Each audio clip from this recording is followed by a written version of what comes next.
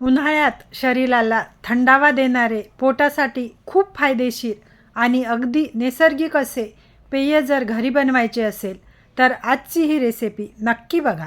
आज आपण बनवणार आहोत बेलफळाचे हेल्दी आणि टेस्टी सरबत. एकदा हे सरबत प्याल तर पुन्हा पुन्हा बनवाल.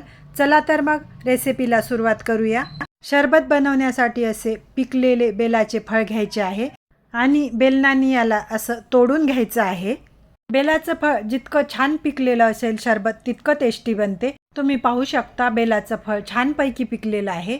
आता एका मोठ्या बाउलमध्ये या फळाचा पूर्ण गर चमच्यांनी काढून घ्यायचा आहे.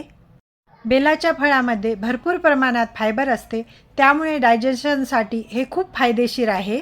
याच्यामध्ये औषधीय गुण भरपूर प्रमाणात असतात.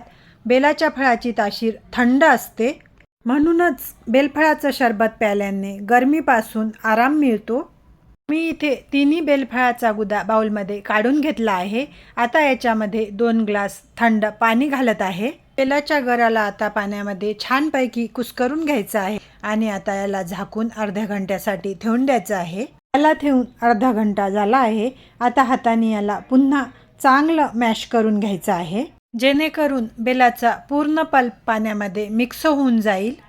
कारण की याला मिक्सीमध्ये नाही दळायचं आहे. बेलाच्या गरमध्ये बिया असतात. बिया जर दळल्या गेल्या तर सरबतची टेस्ट कडू होईल. मी याला छानपैकी मॅश करून घेतला आहे. आता याला चाळणीमध्ये घालून गाळून घ्यायचं आहे. पळीने रगडून रगडून याला छानपैकी असं गाळून घ्यायचं आहे. गाळून घेतल्यामुळे बिया आणि तंतू वरती राहतील आणि सरबत एकदम स्मूथ बनेल. फ्रेंड्स, तुम्ही हा व्हिडिओ कुठून पाहत आहे मला कमेंट करून नक्की कळवा. तुम्ही पाहू शकता इथं एकदम स्मूथ बेलाचा गर तयार आहे. आता याची चव वाढवण्यासाठी याच्यामध्ये मी घालत आहे अर्धा कप साखर. साखरेऐवजी तुम्ही गूळसुद्धा घालू शकता. अर्धा चम्मच घालायचं आहे काळं मीठ. अर्धा छोटा चम्मच काळ्या मिरीची पूड घालायची आहे.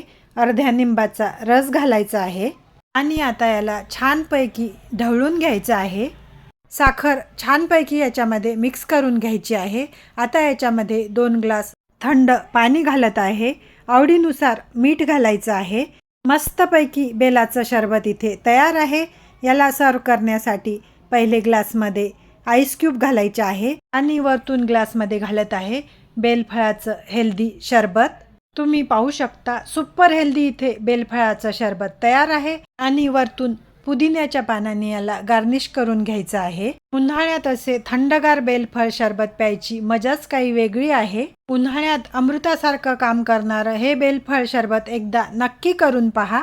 तर मंडळी, तयार आहे आपले थंडगार हेल्दी आणि नैसर्गिक बेलफळाचे सरबत. व्हिडिओ आवडला असेल तर लाईक करा, शेअर करा आणि चॅनलला सबस्क्राईब करायला विसरू नका. आणि सोबत बेल आयकनला सुद्धा प्रेस करा, म्हणजे माझ्या पुढच्या येणाऱ्या रेसिपी व्हिडिओचे नोटिफिकेशन तुमच्यापर्यंत पोहोचेल.